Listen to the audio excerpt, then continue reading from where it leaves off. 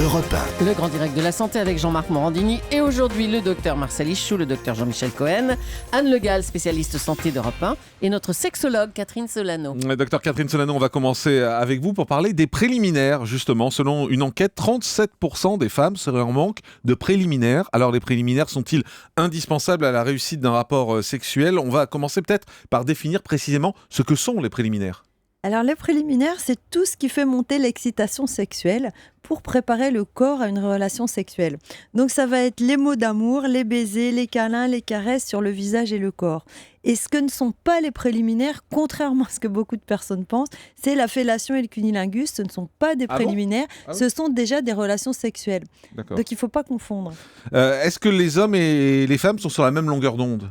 Ben non, justement, pas du tout en général. Moi, je passe mon temps à recevoir des femmes qui me disent « Je vais vous amener mon mari, vous allez lui expliquer parce que j'ai beau lui dire tout ce que je peux, ça marche pas. » Alors, je vais vous expliquer une chose technique. Pourquoi on n'est pas sur la même longueur d'onde ? C'est parce que les préliminaires, ça sert à préparer la zone sexuelle pour l'amour. Ça veut dire quoi, préparer la zone sexuelle ? Ça veut dire faire gonfler les corps érectiles des hommes, bon, donc le pénis, mais aussi des femmes, c'est-à-dire la zone autour du vagin. Et il faut savoir que les zones érectiles féminines sont à peu près 3 fois plus volumineuses que les zones érectiles masculines, parce qu'il y a tout le tour du vagin qui gonfle, et donc c'est plus gros qu'un pénis, si vous voulez. Du coup, bon ?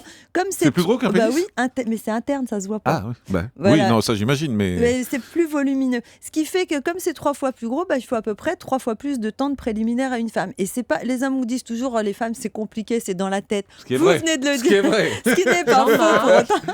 Oui, mais 3 fois plus de temps, c'est combien de temps ? Alors justement, le temps minimum syndical pour des préliminaires de qualité, c'est 20 minutes. Enfin, c'est la moyenne, c'est 20 minutes. 20 C'est-à-dire minutes. que les femmes 20 disent... minutes à attendre. Il y a eu des études qui montrent qu'il faut en moyenne 20 minutes. Ça ne veut pas dire qu'il faut toujours 20 minutes. C'est-à-dire qu'il y a des femmes qui disent « mais moi j'ai besoin de 3 minutes ».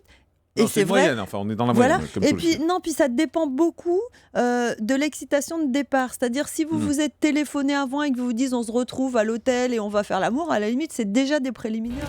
Le grand direct des médias, Jean-Marc Morandini.